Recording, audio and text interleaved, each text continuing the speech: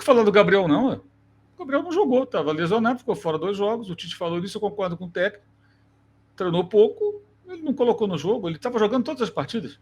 E agora voltava de lesão. E essa questão aí do julgamento é esperar o resultado. Eu acho que não vai dar em nada, mas só acho, né? Esperar para ver o que vai acontecer. Não tem muito o que falar. O Gabriel hoje é um reserva. Ponto. Treine, volte a jogar bem fisicamente, quando tiver oportunidade, vai recuperar a posição. Essa é a situação dele. Não aconteceu nada com ele. Segue o jogo. Em frente. Qual a situação do Neymar hoje lá no Al-Ahly? Al-Hilal? Né? Um jogador voltando de lesão que não joga. E quando ficar bom, vai ser titular absoluto, talvez forcem a barra em cima do Portuga, porque, né? O cara vai ser atração, ali é uma política de Estado, esse negócio de abrir o cofre, né, para contratar jogadores internacionais, para passar uma imagem do país. Então, talvez pressione o Jorge Jesus. Se ele vai aceitar ou não, caso aconteça, é outra história. Mas, tecnicamente, o time venceu, bateu o recorde de vitórias. O Neymar não vai jogar. Em tese, ele tem que ficar na reserva, esperar a vez dele. Ah, mas o Neymar, paciência. A lógica é essa. E conhecendo, como a gente conhece já um pouco do Jorge Jesus, a tendência natural, se depender dele, vai ficar no banquinho mesmo. O Gabriel é a mesma coisa. Estou falando do Neymar porque eles são parecidos em alguns aspectos, né? Então, parece até que um se inspira no outro e tal. Então, é isso. Ele é reserva, cara. Reserva. Reserva desde o ano passado. Desde os tempos de São Paulo. E foi banco também com o Vitor Pereira. Há um ano que o Gabriel foi apresentado ao banco de reserva do Flamengo, tem um ano já, gente. Primeiro Fla-Flu decisivo do ano passado. Está fazendo um ano agora, né? Ele ficou no banco. Até então, não lembro do Gabriel no banco por opção do técnico. Eu não me lembro. Ficou com o Vitor Pereira. Antes disso, eu não me recordo. Talvez voltando de lesão e tal, no momento assim. Ou sendo poupado. Mas ali não, ele foi barrado no primeiro jogo. Entrou no segundo tempo. Aí reclamou ali. Reclamou não.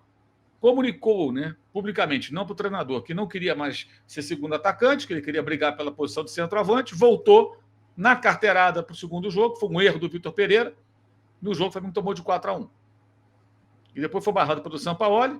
Quem fez a bobagem também na carteirada colocá-lo contra o São Paulo na final da Copa do Brasil do Maracanã. Foi um desastre absoluto, o Flamengo e ele, muito mal. E continuou na reserva quando o Tite chegou. Ele nunca foi titular com o Tite, exceto em 2 jogos do estadual que o Tite deu oportunidade a ele. Então a gente tem que se acostumar com o seguinte: o Gabriel hoje é um reserva e ele precisa recuperar a forma e mostrar que pode ser capaz. Que é capaz, aliás, de ser um grande jogador no Flamengo ainda. Que a fase dele ruim é muito longa, o que desperta dúvidas em qualquer pessoa que não seja Gabizete, que gosta do jogador mais do que do clube, que não admita que pode o cara estar numa situação, sei lá, que não volta a jogar tão bem. A gente não sabe, eu não sei. Eu não aposto um centavo nisso. Torço para que ele volte a jogar bem. Tomara que volte, que ele tenha muito sucesso. Mas, sinceramente, eu não tenho essa certeza. Nada me faz ter essa certeza, não sei vocês. E outra coisa, Alain, proposta de jogo tinha nada a ver com o Gabriel. O Gabriel não disputa uma bola longa. O Gabriel não disputa bola longa.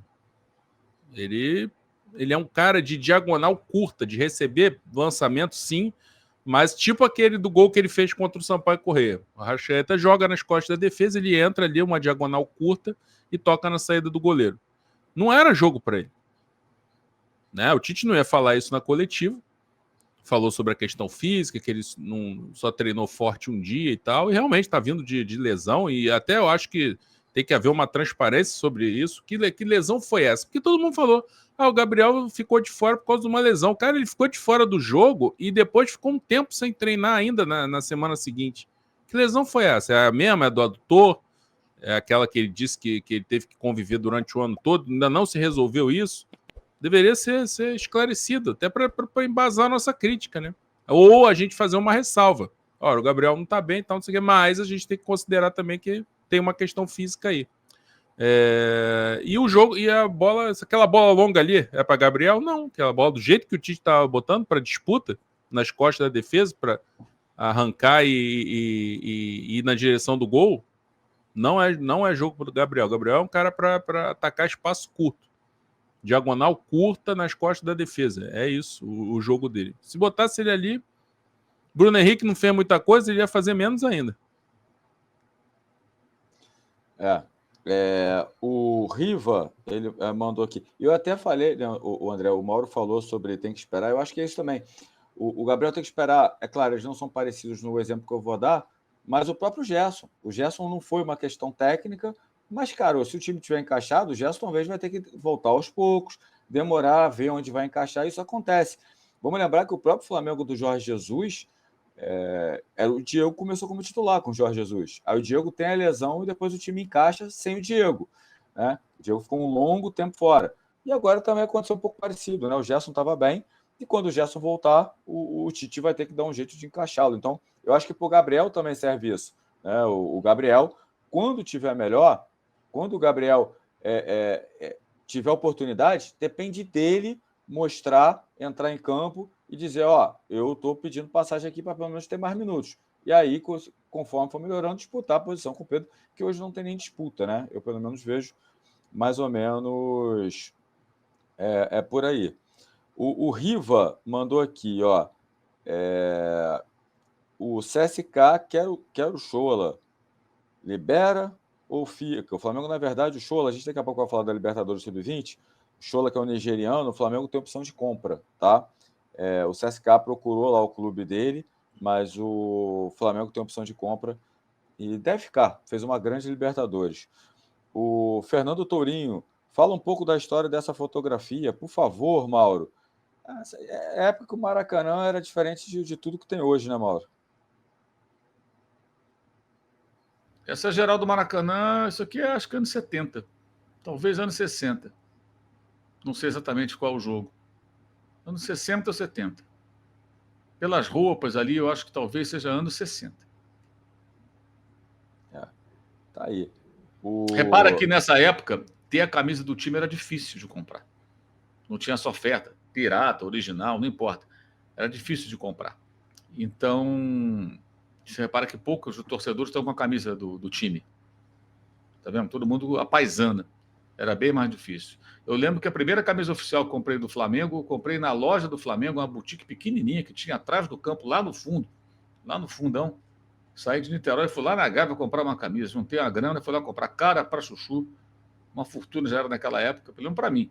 E fui lá comprar. Aí eu queria comprar com um número, só tinha o número 20. Eu comprei uma com o número 20 branca. E logo depois do Mundial. E era difícil de comprar. Você encontrava lá e tinha poucas peças. Era bem difícil isso aí. Hoje você vê fartura, né? Se bem que às vezes falta camisa, né? Esgota. Mas você tem outros modelos, você tem agasalho, tem muita possibilidade, compra na internet. Na época não era assim. E até camisas não oficiais não eram fáceis de serem compradas, não. Por isso você vê pouca gente com camisa do time. Fosse quem fosse que estivesse jogando nessa partida. Provavelmente o Flamengo. Tem gente aí na geral ali, né? Se bem que a geral enchia também dos jogos dos outros times, né? Se a verdade seja dita. Especialmente do Flamengo, claro, mas também enchia em jogos do Botafogo, do Vasco, do Fluminense.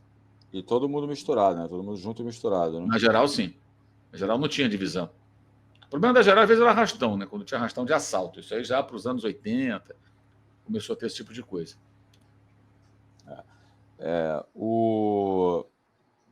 Peraí, deixa eu ler aqui. O Jefferson Guerreiro queria perguntar à mesa por que raramente existe discussão sobre a falta de penalidades por agarrões na área durante escanteios. Uma infração, segundo a IFAB. Aqui já se marca até muito pênalti, né? Né, André? Então, enfim, se fosse marcar todo agarrão, seria 300 pênaltis. Mas, enfim, eu acho que depende muito do julgamento, né? Do árbitro, de repente, assintoso, né? Cara, a arbitragem no Brasil é sem critério nenhum. Nada. Você tem uma falta dentro da área, assim, dessas, o juiz não marca, daqui a pouco ele marca.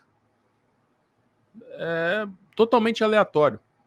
A falta que o Luiz Araújo fez e que o VAR chamou, ele foi lá e anulou o gol, teve outras duas no jogo. Inclusive uma do próprio Luiz Araújo, que ele não deu. Ele não deu, mandou seguir o jogo. E depois teve uma a favor do Flamengo que ele também não deu. Mandou seguir o jogo. É isso, é sem critério nenhum a arbitragem no Brasil e é isso que incomoda. Né? Não existe um critério em determinados lances, um critério comum E num próprio jogo, com a mesma equipe de arbitragem, não tem critério. Coisas são marcadas e não são marcadas dependendo do contexto. O cara vai administrando o jogo, escolhendo.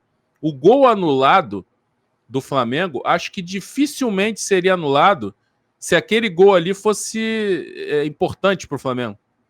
Decisivo para o Flamengo, para uma classificação. Aí ia pesar um pouco. Como já estava 2-0 para o Flamengo, o Fluminense não estava criando lá grande coisa. Aí todo mundo no Fluminense, o time do Fluminense está se tornando uma coisa insuportável com a arbitragem. É todo mundo reclamando o tempo inteiro. Agora não é só o Ganso, não é só o Felipe Melo, não é só o Fernando Diniz. O Diniz dá um show na beira do campo. Mas é todo mundo, é o Arias, é todo mundo reclamando de lateral, reclamando de falta, reclama de tudo. Time insuportável. No gol do Flamengo anulado, o Diniz estava lá na bandeirinha de escanteio, né? Estava lá, tomou até amarelo, né? Exatamente. Então, assim, o cara já pressiona a arbitragem sabendo justamente que ele vai administrar. Então, o gol anulado foi algo tipo assim, que eu já ouvi comentarista de arbitragem falar em programa de debate. Não ia fazer muita diferença, o árbitro foi lá e marcou para evitar mais choro na cabeça dele. Isso, um árbitro admitiu que esse tipo de coisa é, entre aspas, um critério. É a quantidade de protesto, de pressão, e aí, como não vai alterar o destino do jogo, a da classificação e tal, mas sempre pode alterar.